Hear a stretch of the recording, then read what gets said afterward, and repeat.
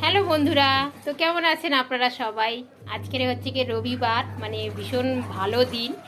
কেননা সপ্তাহে একদিনই ছুটি পাওয়া যায়, তো সেদিনকে ঘরের পুরো কাজ করতে হয়, ঠিক আছে? তো আমি সকাল থেকে উঠে মানে একটু রবিবার বাজার তো বুঝতেই পারছেন, একটু চা বানালাম, আরামসে চা খেলাম। তারপরে আমি ঘর পরিষ্কার করলাম, বেডশিট চেঞ্জ করলাম। তারপরে এখন আমি কাপড় কাচতে মেশিনে দিয়ে দিয়েছি। আর চানও হয়ে গেছে, ঠাকুরকে পুজোও দেওয়া হয়ে গেছে। এখন আমি বানাচ্ছি ঘি রাইস। আর কালকে রাত্রিরে আমি করেছিলাম বাটার চিকেন, তো বাটার চিকেনের সঙ্গে না ঘি রাইসটা বেশি ভালো লাগে। তো ভাবলাম বাটার চিকেনের সঙ্গে প্লেন রাইস করব। ছেলে বলবে, মা তুমি কী বানালে আজকে, রবিবারের দিন কিছু স্পেশাল করতে পারলে না?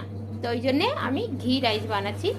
তো এখন চলুন আপনাদেরকে দেখাই যে আমি মানে একদম ঝটফট ঘি রাইস কীভাবে বানাতে হয়, খুব তাড়াতাড়ি হয়ে যায়।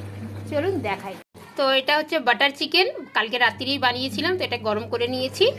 তো এখানে ভাতটা আমি রেডি করে নিয়েছি, এর মধ্যে একটু নুন আর চিনি দিয়ে দিয়েছি, ঠিক আছে? তো এটার মধ্যে আমি একটুখানি ঘি দেব।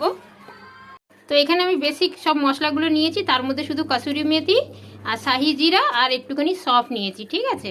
তো এগুলো আমি এই ঘিয়ের মধ্যে দিয়ে দেবো। তো একটুখানি এটাকে নাড়াচাড়া করে নেব, ভাতের মধ্যে ঢেলে দেবো। তো বাস ঘি রাইসের মধ্যে ওটা ভালো করে মিক্স করে নিতে হবে। তো ঘি রাইস রেডি। বাটার